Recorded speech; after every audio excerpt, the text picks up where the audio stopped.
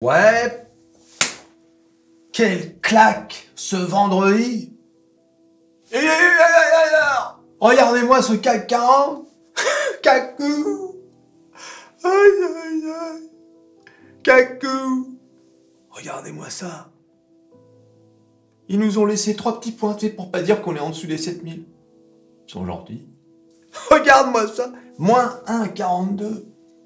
Quelle catastrophe, les gars. Et alors, toujours bien de voir sur le long terme, si tu regardes bien, hein, ça c'est l'année 2023. Bing, démarrage fulgurant, crise bancaire, et ensuite, bing, voilà, on ne fait que stagner, mais attention, à la baisse. C'est un range baissier. Alors dans un instant, on va parler de Microsoft, hein, et la plus grosse news de la semaine. C'est incroyable. Mais en attendant, on va regarder la catastrophe des indices. Certains auront vu un vendredi 13, nous on a vu un vendredi rouge. Regardez les indices. S&P 500, moins 0,50. Dow Jones, plus 0,12. Dow Jones, c'est normal. Là, ça commence à chauffer au Moyen-Orient. Donc forcément, s'il y a des gens qui doivent gagner de l'oseille dans ce genre d'affaires, c'est le Dow Jones. Et oui, l'armement, le pétrole. Ah oui, ça, tu peux être sûr que les banques aussi, elles peuvent faire un peu d'oseille hein, sur... les guerres, ça enrichit toujours les banques. Toujours. Et oui, les amis, je vous l'ai dit, hein, le malheur des uns fait toujours le bonheur des autres. C'est beau ce que je dis. Le Nasdaq, moins 1,23. Et alors, donc la raison principale, c'est bien évidemment ce qui se passe, hein, c'est pas bon, mais... Regardez-moi le pétrole, plus 5,80. Regardez-moi ça, 87,72. Bon, on n'est pas revenu encore aux 90, mais ça ne saurait tarder. Voilà, donc là, situation pas très bonne. Hein. Ouais, qu'est-ce qu'on fait du coup? On vend tout? Hein? Ah, les OMA. Les bateaux de mauvaise augure. Tu les as vus? Ils sont partout. La guerre. Je ne vendrai rien du tout. Rien. D'accord? Nous résistons aux OMA. Et oui, les amis. Les OMA, tu sais, toujours à l'affût d'une mauvaise nouvelle. Ils sont là comme des vautours, comme les OMA qu'ils sont. Oula, OMA, t'as vu? Il y a une mauvaise nouvelle. Ouais, c'est bien, on va tweeter. Alors bien évidemment, la grosse news de la semaine, c'était... Microsoft qui rachète Activision. Et pour le savoir, comment on faisait pour le savoir? D'abord, il fallait être abonné à mon Twitter, c'est là que j'ai annoncé la news. Et ensuite, ça vous ramène au site de bourse et de finance le plus extraordinaire au monde. J'ai nommé bien sûr métamorphose47.com. Et oui, la même. Regardez. Microsoft finalise l'achat d'Activision Blizzard pour 69 milliards de dollars. Un bouleversement sur le marché du jeu vidéo. Vous vous rendez compte de cette somme? 69 milliards de dollars. Bien sûr que non, vous ne vous en rendez pas. Combien d'hôpitaux, combien d'écoles, combien de prisons? Non mais tu te rends compte, 69 milliards de dollars. Des sommes absolument astronomiques. Tu te dis, mais pourquoi ils payent autant pour des jeux vidéo? Mais c'est une blague. Eh ben, on va voir ça tout de suite. Hein? Microsoft a finalisé avec succès son acquisition historique d'Activision Blizzard, le créateur de la franchise emblématique Call of Duty, bien sûr. Hein? Il y a des joueurs parmi vous, mettez-les dans le commentaire si vous jouez à Call of Duty, etc. Moi, il y a très longtemps, avec un pote, on jouait à un truc qui s'appelait Battlefield, tu sais. On cartonnait en équipe à distance. Hein. C'était déjà bien foutu, hein, quand même, à l'époque. Et à chaque fois, ça m'énervait parce que je me faisais tuer toujours par le même gars. Il y avait un gars, dès que je rentrais à nouveau dans le jeu, bing, il me retrouvait, il me tuait. Là, c'était insupportable. Ah, le type, oh, il rigolait, il m'envoyait des messages. Dead again. Ah la vache. Bon, c'est vrai que t'es pris au trip par tu. Et maintenant, bon, bien évidemment, ça fait bien longtemps que je joue plus à ces trucs-là. Et il faut voir les graphismes maintenant.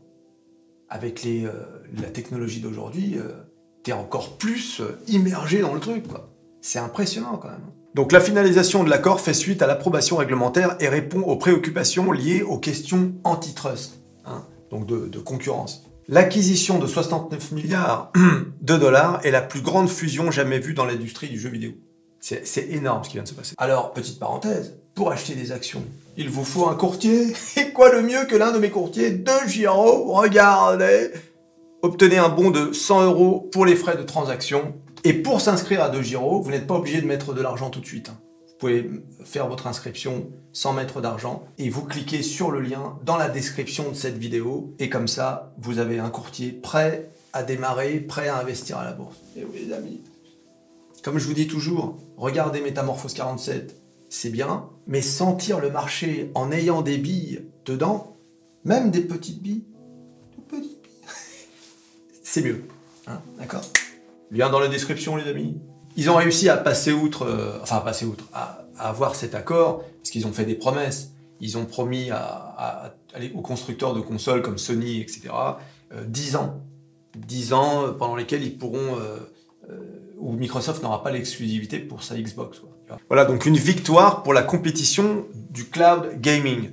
Et d'ailleurs, un petit point sur Ubisoft, puisque les termes révisés de l'accord accordent à la société de jeux française Ubisoft les droits sur le contenu des jeux du cloud gaming d'Activision pour une période substantielle de 15 ans, garantissant la disponibilité sur les systèmes d'exploitation non Windows. Avec cette acquisition, Microsoft a consolidé sa position de 3e société de jeux vidéo au monde en termes de chiffre d'affaires après Sony et Tencent. Tencent, vous savez, c'est cet éditeur de jeux vidéo chinois. C'est un mastodonte, on n'en parle jamais, mais c'est énorme. Voilà, donc là, il y a tout un passage sur le paysage réglementaire. Vous lirez sur métamorphose47.com hein, tous les organismes qui ont autorisé l'acquisition, etc.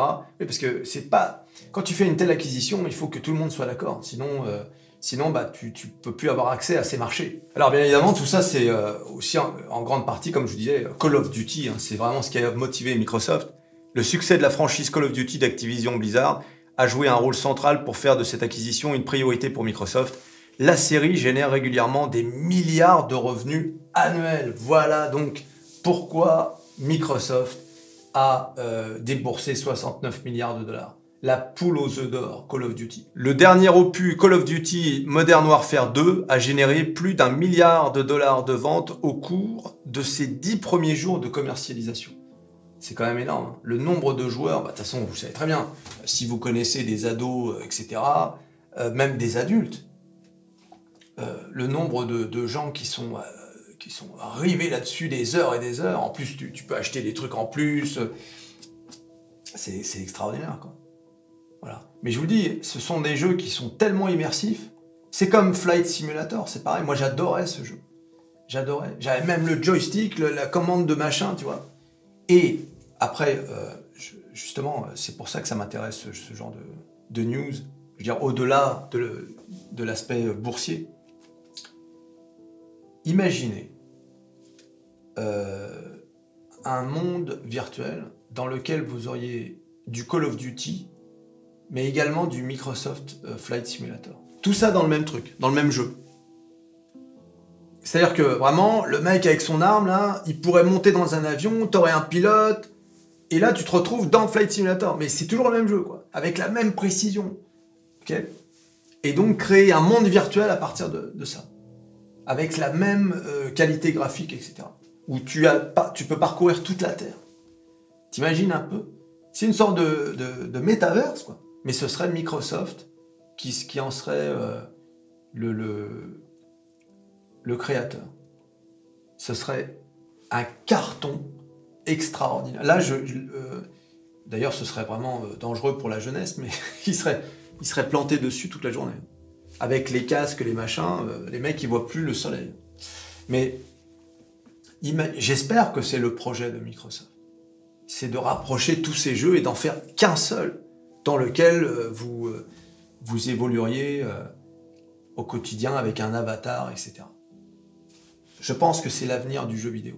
Ça, plus l'intelligence artificielle, c'est l'avenir. Voilà, donc comme je vous le disais tout à l'heure, hein, pour répondre aux inquiétudes concernant le monopole de Call of Duty par Microsoft, la société a signé des accords avec Nintendo, Nvidia et Sony.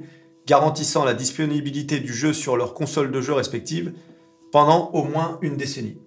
Voilà, et donc tout ça, ils vont l'intégrer dans leur Game Pass, tu sais, le Game Pass de Microsoft, au prix de 15 $ par mois, propose un package attrayant donnant accès aux services de jeux dans le cloud, ainsi que la possibilité de télécharger des jeux sur console ou PC. Donc une grosse acquisition, espérons que ça se passe bien pour Microsoft et qu'ils ont fait le bon calcul, parce que sinon, là on pourrait avoir de mauvaises surprises pour le titre. On va voir tout de suite les graphiques de Microsoft. Donc Microsoft, qui a fait le sourire de Kaku, comme toutes les sets fantastiques, et qui a retrouvé un nouveau all-time high, donc mi-juillet, donc c'était il n'y a pas si longtemps, où on a atteint 366 $.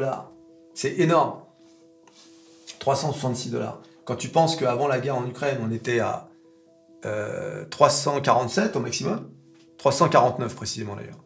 Donc on a retrouvé un all-time high, et puis depuis, comme vous pouvez le voir, depuis on descend. Voilà, là, on avait un all-time high de 2021 qui était allé jusqu'à 349, et là, un nouveau all-time high à 366, et depuis, on ne cesse de baisser. D'accord ? Donc, est-ce qu'on va aller par là ou par là? Telle est la question, on n'en sait rien. Et cette acquisition de Activision Blizzard, va, à mon avis, avoir un impact sur l'avenir de Microsoft. Si ça marche, si c'est un calcul, s'ils font ce que je vous ai dit, bon, ça risque de prendre beaucoup de temps.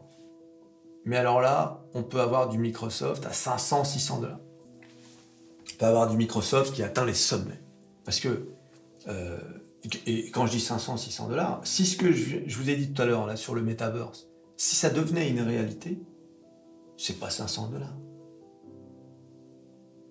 C'est pas 500 $ que vaudrait Microsoft.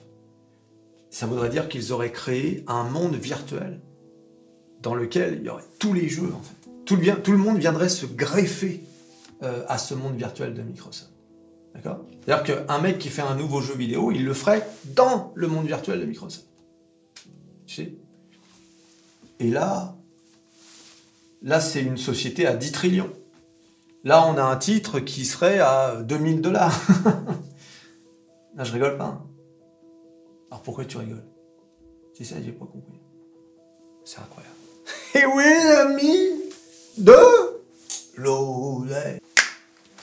Tu t'abonnes, tu likes, tu partages, tu cliques sur à peu près tout ce qui peut être cliqué.